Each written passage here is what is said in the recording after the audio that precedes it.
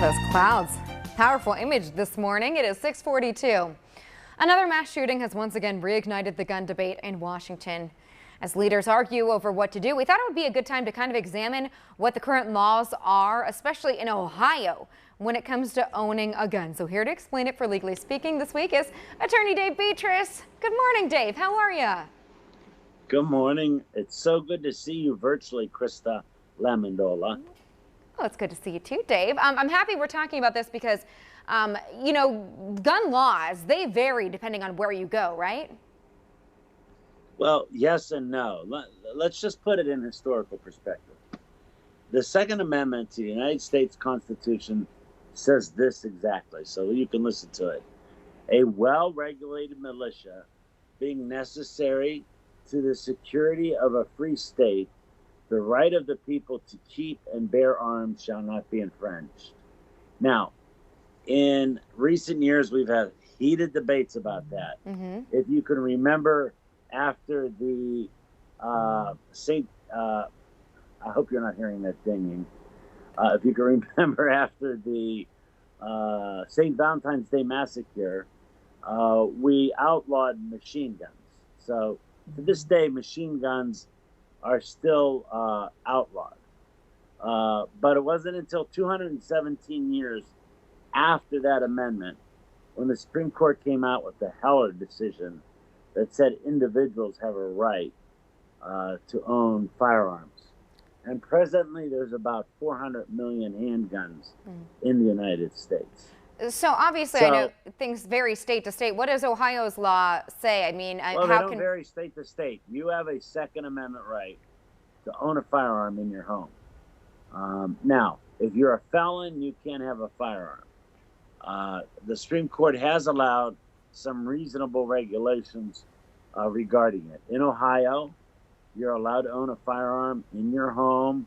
You don't have to get a license. You can keep a firearm, a shotgun, an AR, whatever you want in your home, and that's totally legal. Ohio's an open carry law, so if you want to walk around, with your long rifle in the outside in Ohio, I don't suggest you do that because the police are going to come up to you, and that's never a good thing. You don't assert your constitutional rights on the side of the street. I tell people that all the time. But Ohio and Pennsylvania are open carry laws. If you want to have a concealed carry in Ohio, then you need a concealed carry permit. You can't have an open carry in a store that has do not have firearms in here. So basically in Ohio, like every other state, you're allowed to have a firearm in your house. You're not allowed to have a silencer. Those are against the law. And you're not allowed to have a machine gun. But you can get licenses for both of those items. So Dave, go over a little bit with me about where you can buy a gun legally in Ohio, and then kind of the background check and mental health. That's been brought up a lot. So what are Ohio's specifications for those? So it's a national law. And it's if you buy a firearm at a federally licensed firearm dealer, say Fin Feather and Fur, Walmart, I think, still sells firearms. Any place like a retail place that sells firearms, they have a federal license to do that. And if you have a federal license to sell a firearm, you got to pass a Brady background check. Where you hear about this loophole is you can go to a gun show, you can be a felon, you could have 10 domestic violence convictions, and you can buy a firearm off a private individual, and there's no background check done. So that's when they say that gun show loophole. That's what we're talking about. And every 3 or 4 months, you'll see a gun show here in the Mahoning Valley, and they're all over the United States.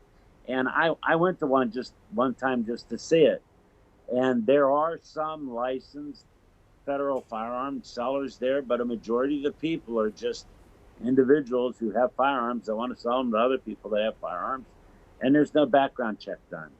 That's one of the small things that over 90% of the public support, but yet we can't pass it.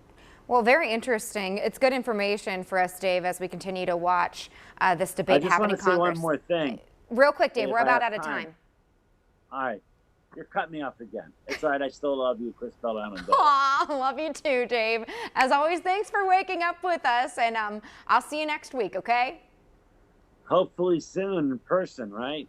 Hopefully. We're getting close. Baby steps. Baby steps. Thank you.